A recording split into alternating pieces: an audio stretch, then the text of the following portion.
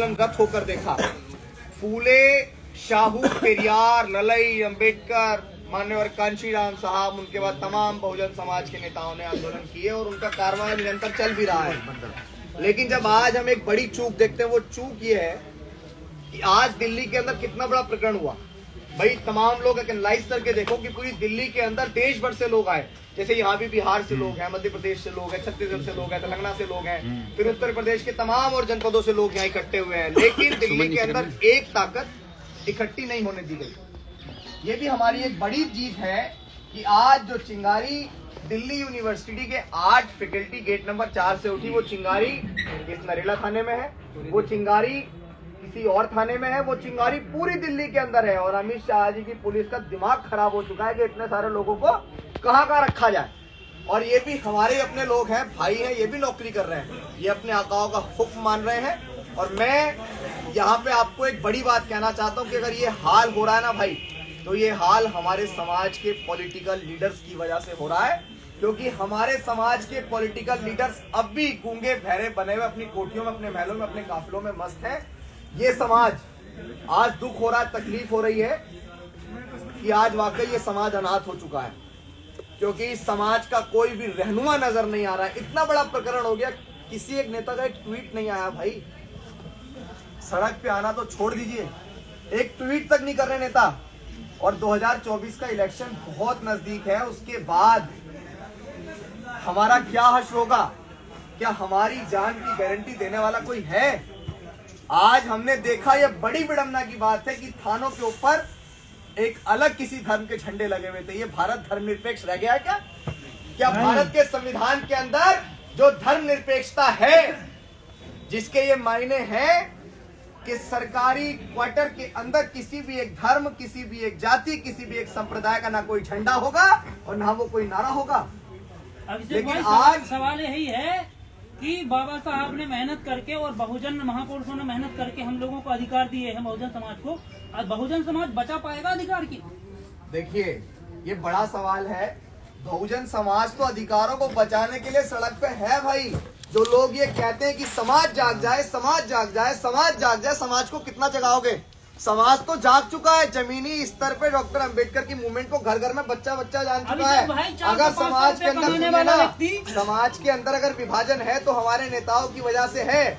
हम तो ये कहते हैं कि हमें इस देश में प्राइम मिनिस्टर बनाना है। अरे जब बटन एक होगा जब तो प्राइम मिनिस्टर बनाओगे। अभिषेक भाई, सॉल्यूशन क्या है? कांशीराम जी की जो 40 से 50 साल की जो मेहनत है, कहीं ना कहीं वो आज नीचे गिरती दिख रही है। सॉल्यूशन है सामाजिक परिवर्तन। सॉल्यूशन क्या है इसका? क्योंकि नेता तो एक प्लेटफॉर्म पे आ नहीं रहे। मैं कह रहा हूं स्टार्ट करना पड़ेगा। अभिषेक भाई, आम जनता को समझ में आ गई है, आम जनता सड़कों पे है, नेता चुप हैं, समाज के चुने हुए नेता। मैं तो ये कहता हूँ कि आम जनता को तमाम आंदोलन छोड़ के अपने नेताओं को घेरना शुरू करना पड़ेगा। और अगर नेताओं को नहीं घेरा, नहीं घेरा और नेताओं से सवाल नहीं करा कि बहुजन महापुरुषों की मेहनत और उनकी जो विरासत है वो बिल्कुल खराब हो रही है, नस्ते नाबूद हो रही है।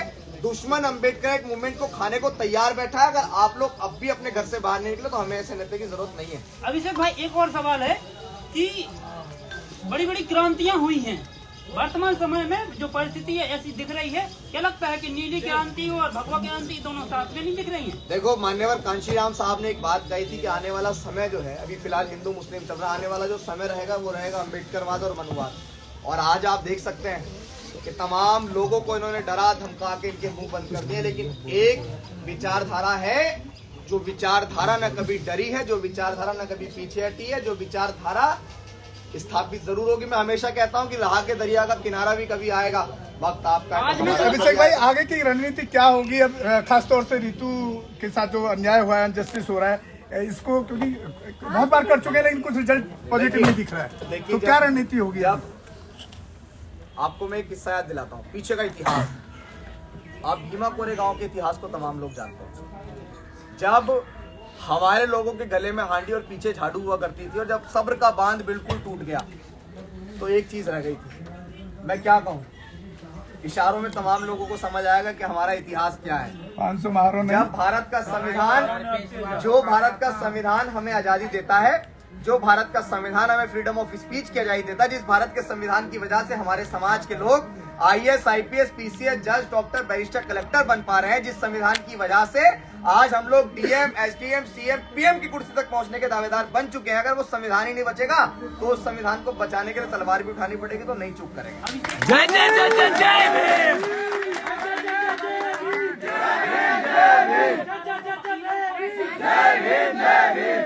धारा 144 का हवाला देके पुलिस ने पत्रकारों को, वकीलों को डिटेन किया।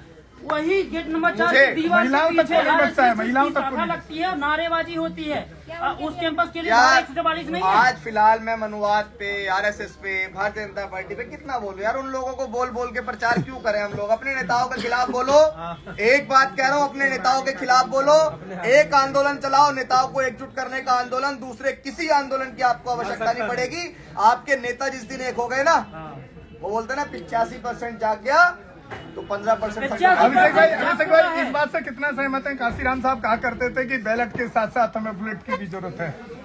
और जब हम उनके वंशज है तो हम तो उनकी हर एक बात पे निरंतर उनका सहयोग करते हैं, उनकी हर बात पे।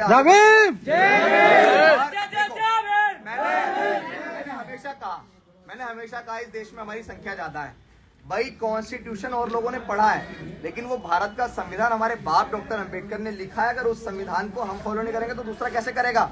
इसीलिए उस संविधान के दायरे में है। वरना हमारी बहन का जिसने अपमान किया ना भाई, घर में घुस के मारते। सम्मान इसलिए है कि हम लोग भारत के संविधान के अंतर्गत हैं, और वो जब तक संविधान है इस देश में, उसने हमारे हाथ बांध रखे। और हम लोग हाथ जोड़ के तमाम लोगों से, शासन सत्ता के लोगों से ये निवेदन कर रहे हैं कि मजबूर ना करो कि ये हाथ जो जुड़े हैं ये खुल ना जाए। जिस दिन ये हाथ खुल गए ना, याद रखना।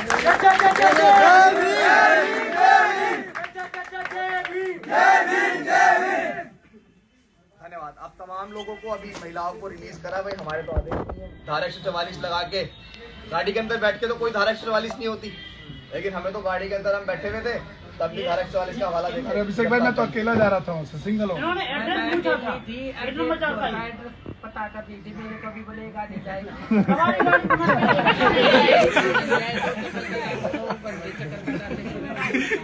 सच बता रहा हूँ मैं तमाम यहाँ पत्रकार बंधु भी, मैं आपसे भी कहना चाहता हूँ पर्सनली, आपका अगर इंटरव्यू खत्म हो गया, पर्सनली कहना चाहता हूँ कि आप भी आज बंद कर दीजिए, बंद कर दीजिए। आप तमाम लोग भी ना आज पर्सनल जितने भी युवा हैं, जितने भी आपका एक पत्रकारों का सर्कल है, सच बता रहा हूँ, हर एक आंदोलन वाले व्यक्ति को प्रेरित कीजिए कि भाई नेताओं को एकजुट करने का आंदोलन करें।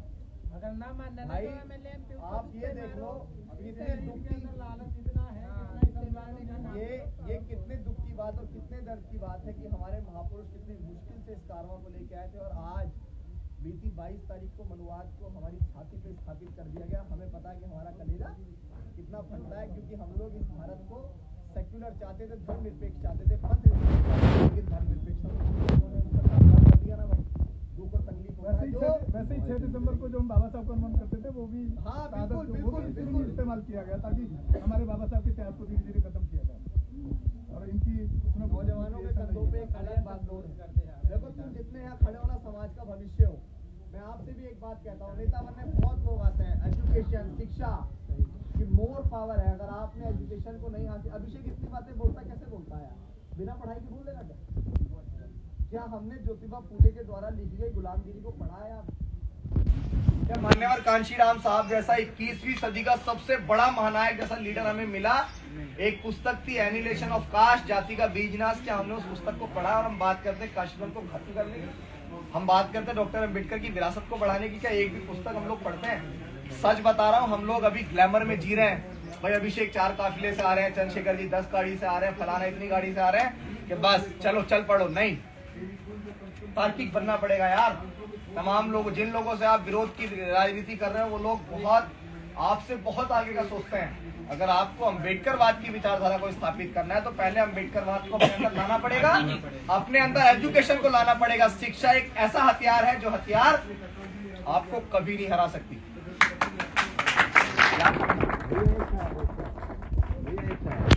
है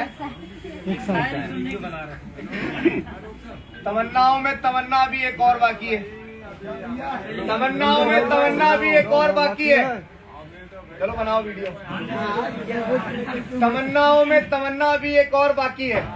ये फोटो भीम का नोटों पे अभी आना बाकी है और मिलके तुम बना दो सब नया दस्तूर भारत का। अभी सत्ता की चाबी तो हमें पाना भी बाकी है।